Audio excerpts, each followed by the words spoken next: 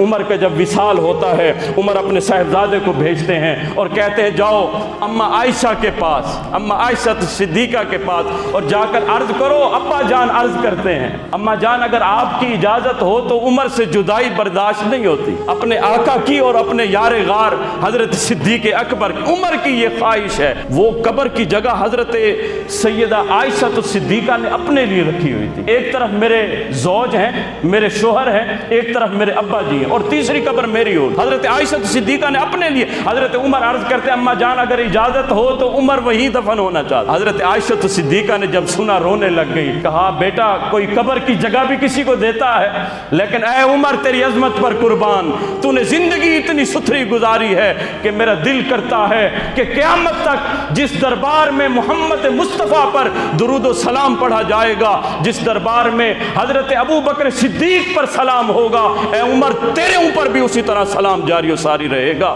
جے شک ہووی تے چل مدینے، آ ویکھ لے جوڑ مزاراں دا، بڑ نوکر نبی دیاں یاراں دا۔